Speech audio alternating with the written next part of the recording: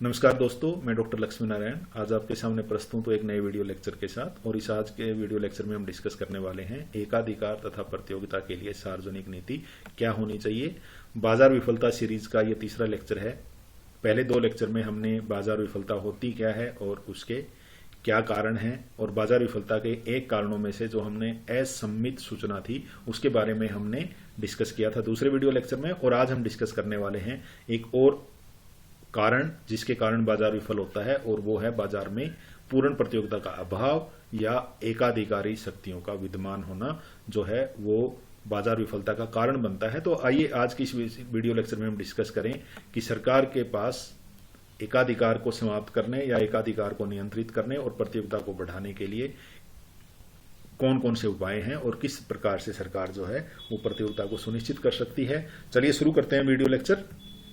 पहले तो हम जानते हैं कि हमें एकाधिकारी शक्तियों पर नियंत्रण क्यों करना चाहिए। Why we should control monopoly.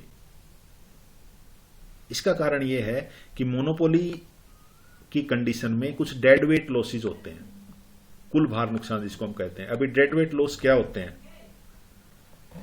जब हम मोनोपोली की कंडीशन होती है, हमें पता है प्राइस ज्यादा होगा, तो उसके कारण नुकसान जो है वो उपभोक्ताओं को हो सकता है, क्योंकि मोनोपोली का प्राइस ज्यादा होता है तो उसके कारण क्या होगा, उपभोक्ताओं को नुकसान होगा। लेकिन वो नुकसान किसको होगा, फायदा किसको होगा, उत्पादकों को होगा। तो इकोनॉमी पे उसका फर्क नहीं पड़ेगा। लेकिन अगर मोनोपोली के कारण कुछ ऐसा नुकसान हो जाए जो उपभोक्ताओं का तो हो गया लेकिन वो उत्पादकों तक ना पहुंचे या उत्पादकों का भी नुकसान हो सकता है, तो उस हानि को या उस नुकसान को हम डेड वेट लॉस कहते हैं। और वो दो रूप में हमारे सामने आता है। एक तो उपभोक्ता अधिशेष की हानि। आपको पता है उपभोक्ता अधिशेष क्या है, कि जितने में हम चीजें खरीदना चाहते हैं और जितनी कीमत देनी पड़ती है उनका जो अंतर है उसको हम कंज्यूमर सरप्लस कहते हैं। इसी तरीके से एक उत्पादक सरप्लस भी हमने डिस्कस किया था कि उत्पादक जिस सामान पे वस्तु बेचना चाहते हैं लेकिन अगर उससे ज्यादा बेचते हैं, मान लो कोई वस्तु उत्पादक 5 रुपए में बेचना चाहता था लेकिन वो 6 रुपए में बेचता है, तो इसका मतलब 1 रुपए उसको जो है वो उत्पादक अधिशेष मिला। ये दोनों अधिशेष हैं, ये मोनोपोली के कारण घट जाते हैं। चलिए एक डायग्राम के द्वारा हम समझने की कोशिश करते हैं, तब शायद हम ज्यादा बेहतर तरीके से इसको एक्सप्लेन कर सकें। तो ये हमारा जाना पहचाना डायग्राम है। गैस करो कौन सी मार्केट सिचुएशन है। ये मार्केट सिचुएशन है, या तो एकाधिकार है या एकाधिकारी प्रतियोगिता है, या हम डेफिनेटली कह सकते हैं पूर्ण प्रतियोगिता नहीं है। लेकिन इन दोनों सारी बाजारों में हमने संतुलन देखा था। कैसा होता था, क्या कंडीशन थी प्रॉफिट मैक्सिमाइजेशन की, जहां एमसी और एमआर एक दूसरे के बराबर हो। यहां बराबर है, इसका मतलब एकाधिकार में जो उत्पादन होगा वो यहां संतुलन का बिंदु ये होगा। और उत्पादन की मात्रा हम कैसे देखते थे, इस बिंदु से नीचे लाइन खींचते थे और ऊपर हम प्राइस, पहले नीचे लाइन खींची तो हमने देखा कि जो हमारे उत्पादन की मात्रा है वो OQM है। ठीक है, OQM, और कीमत कितनी है, OPM।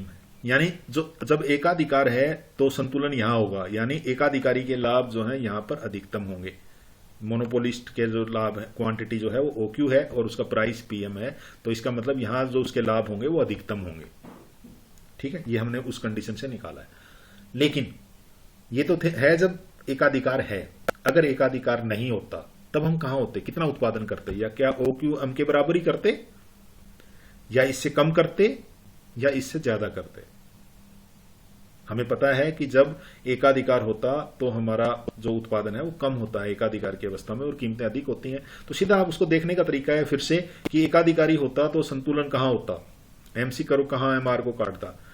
अब पूर्ण प्रतियोगिता में AR जो है एमआर एक दूसरे के बराबर होते हैं, यानी यही उसका एमआर करो भी होना चाहिए था अगर पूर्ण प्रतियोगिता होती। तो इसका मतलब पूर्ण प्रतियोगिता के अंतर्गत हमारा उत्पादन जो है वो किस बिंदु पर होना चाहिए था, G बिंदु पर होता। यानी अगर मोनोपोली होगी तो हम यहां उत्पादन करेंगे E बिंदु पर, और अगर पूर्ण प्रतियोगिता होती तो हम यहां उत्पादन करते G बिंदु पर। यह हमारा परफेक्ट कंपटीशन का इक्विलिब्रियम पॉइंट है। लेकिन इन दोनों पॉइंटों पे हुआ क्या, यानी हमारा उत्पादन कितना होना था अगर परफेक्ट कंपटीशन होता, तो हमारा उत्पादन होना था OQM से ज्यादा, OQC के बराबर, और हमारी कीमतें होनी थी OPM से कम। ठीक है, तो ये इसका मतलब क्या हुआ कि जो हमारा एकाधिकार है उसमें पूर्ण प्रतियोगिता की अपेक्षा कीमतें अधिक होती हैं और उत्पादन कम होता है। ठीक है, ये इसके बराबर जो है हमारा ये जो एरिया है, ये जो सरप्लस है ये कंज्यूमर से निकल के किसको चला गया, प्रोड्यूसर को चला गया। ठीक है, तो ये कंज्यूमर सरप्लस जो है ये प्रोड्यूसर को चला जाएगा। और ये जो है ये हमारा डेड वेट लॉस्ट है जिसकी हम बात कर रहे थे। एरिया जो है हमारा ई, एफ और जी, ये क्या है, ये हमारा डेड वेट लॉस है।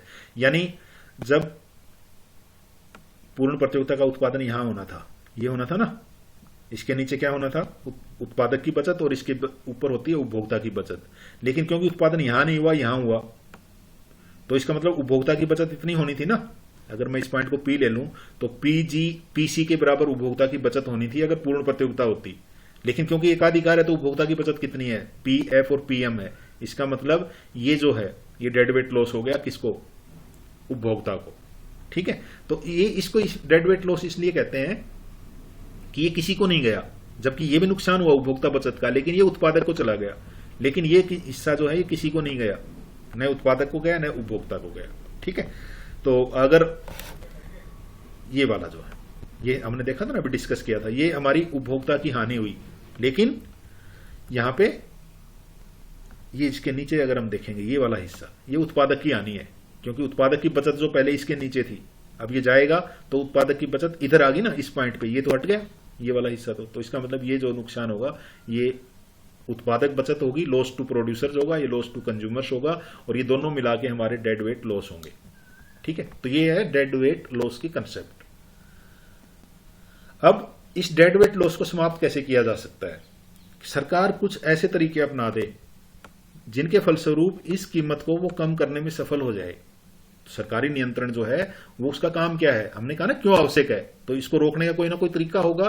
तो एक तरीका यह है कि सरकार ऐसे कानून बनाए कि इस कीमत को पीएम तक नहीं जाने दे, पीसी के बराबर रखे, तो फिर डेड वेट लॉस खत्म हो जाएंगे। क्योंकि पीसी तो परफेक्ट इक्विलिब्रियम में भी यही प्राइस होना था, और अगर मोनोपोली में भी यही प्राइस हो, ऐसे कुछ रेगुलेशन सरकार बना दे, जैसे सरकार प्राइस की अपर लिमिट फिक्स कर दे कि फर्में जो है वो केवल इतनी मात्रा में ही कीमत रख सकती है, इससे अधिक नहीं रख सकती, तो उस अवस्था में ये डेड वेट लॉस है खत्म हो सकते हैं। इसलिए हमें एकाधिकारी शक्तियों को नियंत्रित करना जरूरी है। एक कारण तो हमने ये डिस्कस किया कि डेड वेट लॉस का नुकसान होता है, और उस नुकसान को रोकने के लिए हमें एकाधिकारी शक्तियों को नियंत्रित करना जरूरी है। दूसरा क्या होता है कि जब एकाधिकार नहीं हो, ये मान लो एकाधिकारी प्रतियोगिता हो जैसे यहां थी, तो इसमें भी क्या होता है कि हमारा जो उत्पादन होता है, ये ध्यान से देखो इस डायग्राम को एक बार, ये मैंने वहीं से लिया है जो हमने एकाधिकारी प्रतियोगिता का चैप्टर डिस्कस किया था, डायग्राम हूबहू वहीं से उठाया है। तो यहां पे क्या है कि संतुलन कहां होता है, जहां एमआर और एमसी काटते हैं, इस बिंदु पर हुआ, और ये हम इतना उत्पादन करते हैं, और ये हमारा उत्पादन की क्वांटिटी है। लेकिन ध्यान से देखो ये हमारा एसी कर्व है, यानी प्रति इकाई उत्पादन है, तो यहां प्रति इकाई उत्पादन हमारा कितना है, जी क्यू के बराबर है। लेकिन अगर इस बिंदु पर हम उत्पादन करते तो नेचुरली ये जी क्यू से कम होता, इतना कम होता ना, कुछ लागतें हमारी कम होती। लेकिन हम उत्पादन वहां नहीं करते जहां लागत सबसे कम है, हम उत्पादन वहां करते हैं जहां लागत सबसे कम नहीं है।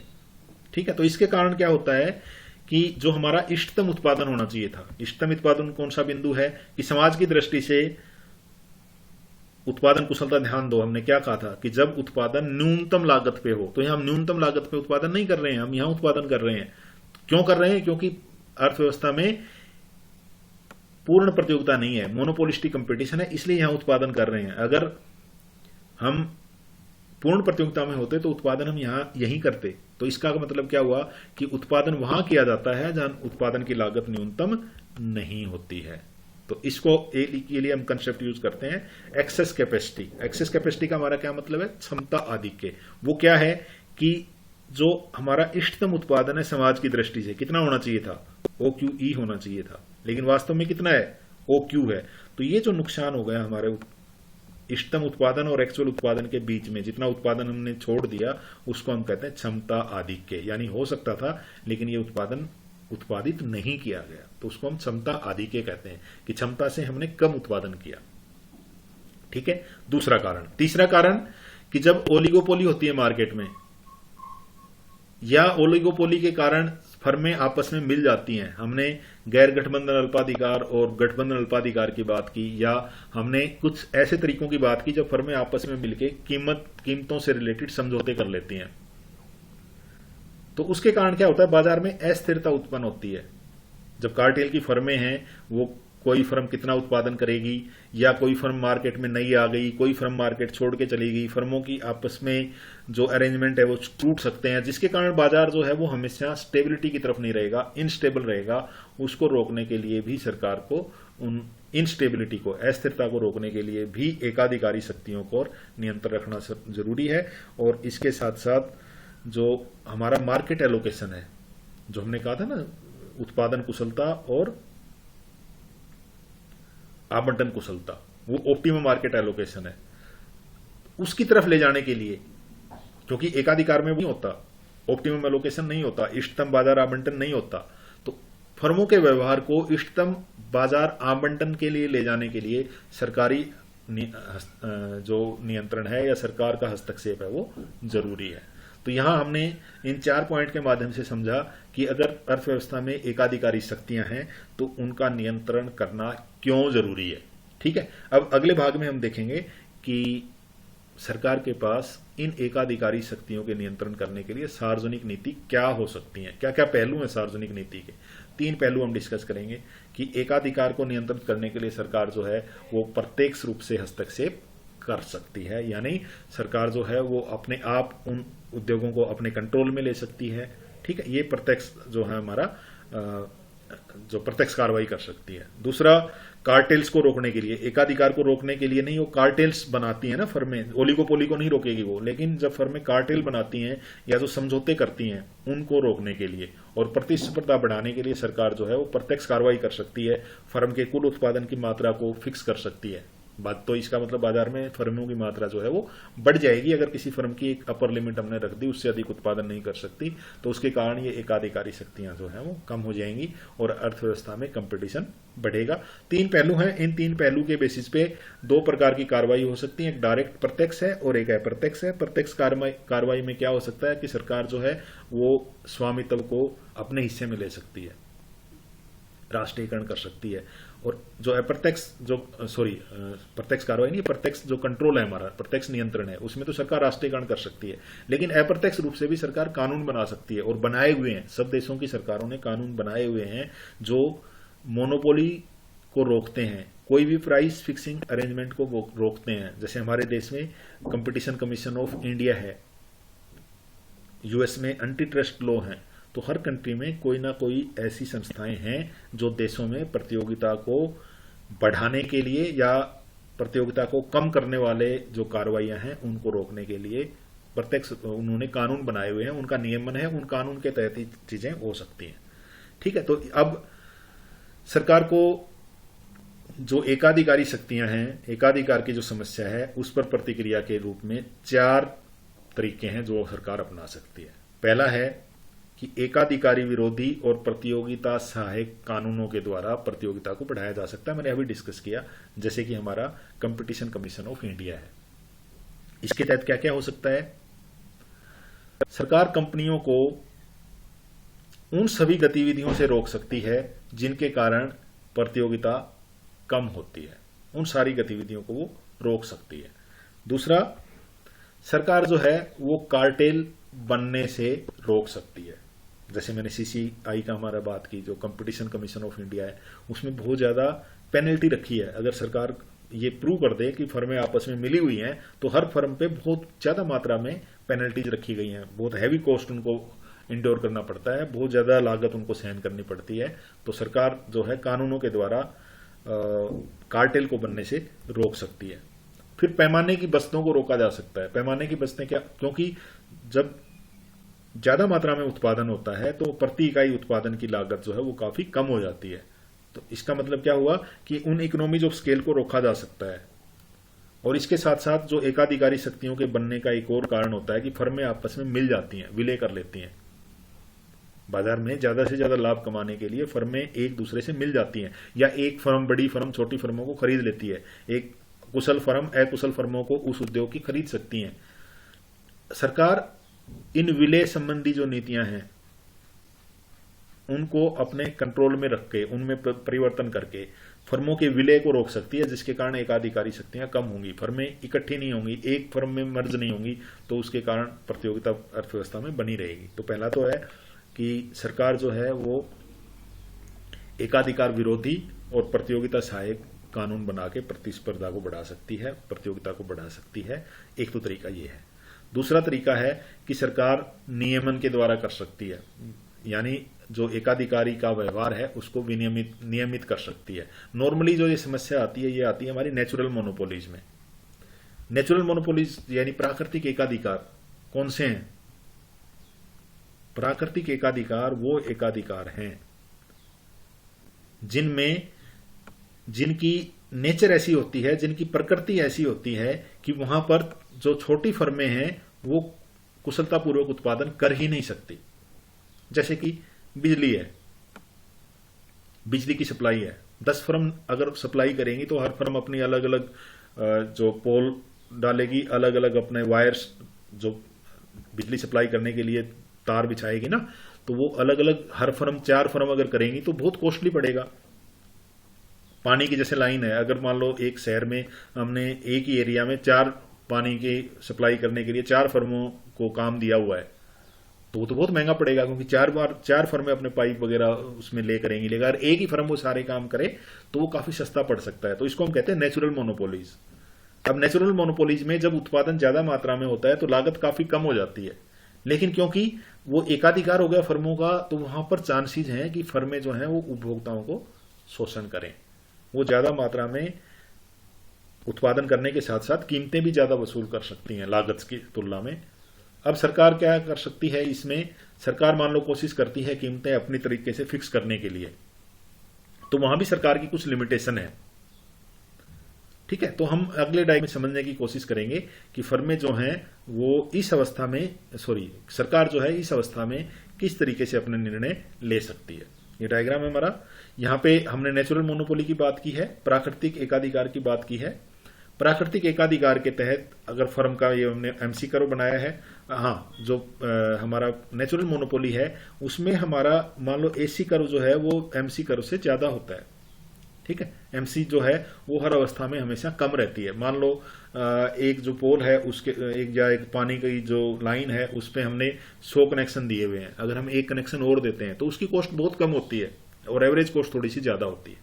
तो अगर ये हम परफेक्ट मार्केट के हिसाब से देखें तो जो उत्पादन कुशलता का जो आवंटन कुशलता किस बिंदु पर हमने बताई थी, वो होती है जब प्राइस बराबर होता है मार्जिनल कॉस्ट के। ध्यान दीजिए, पहले लेक्चर में हमने डिस्कस की थी, जब P = MC होगा तो हमने कहा था उस अवस्था में आवंटन कुशलता होगी। लेकिन अगर P = MC यहां पे है तो उत्पादन यहां होना चाहिए। ये P है, ये P है ना, हमारी प्राइस है, डिमांड लाइन है ना, ये प्राइस लाइन है इस डिमांड पे यहां, तो यहां उत्पादन होना चाहिए। ठीक है, समाज की दृष्टि से तो एफिशिएंट यहां है, यहां होना चाहिए। लेकिन जो फर्म सप्लाई कर रही है उसको क्या होगा यहां पे? अगर वो यहां उत्पादन करती है तो उसे नुकसान होगा, क्योंकि उसकी जो एवरेज रिवेन्यू है वो तो इतना है और एवरेज कॉस्ट जो है वो इतनी है, तो फर्म को इतना नुकसान हो जाएगा प्रति इकाई और कुल नुकसान हमारा हो जाएगा ये। तो इस अवस्था में सरकार को क्या करना चाहिए? सरकार इष्टतम प्राइस तो फिक्स नहीं कर सकती नेचुरल मोनोपोलीज में, तो सरकार को क्या करना चाहिए? सरकार को यहां अगर प्राइस फिक्स करती है तो ये फर्में मार्केट से छोड़ देंगी, क्योंकि ये मोनोपोली। या तो सरकार अपने कंट्रोल में कर ले, इनको खुद सप्लाई दे, पानी की सप्लाई जो है वो किसी दूसरी फर्म को देने के बजाय सरकार खुद दे और कीमतों को या एवरेज कॉस्टिंग के हिसाब से कीमत जो है वो इस एवरेज कॉस्ट के हिसाब से रखे, ताकि फर्मों को सामान्य लाभ मिलते रहें। अगर कीमत यहां रखी जाती तो फर्म को सामान्य लाभ मिलते रहते। ठीक है, तो ये तरीका अपनाया जा सकता है नेचुरल मोनोपोलीज को कंट्रोल करने के लिए। तीसरा है कि जो निजी उद्यम है उनको सार्वजनिक उद्यमों में बदलकर, यानी जो निजी फर्म्स जिन इंटरप्राइजेज को, जिन बिजनेस को, जिस उद्योग को चला रही हैं उन सारों का सरकारीकरण कर दिया जाए, उनको सार्वजनिक क्षेत्र के तहत कर लिया जाए, तो उसके द्वारा भी एकाधिकारी शक्तियों को नियंत्रित किया जा सकता है।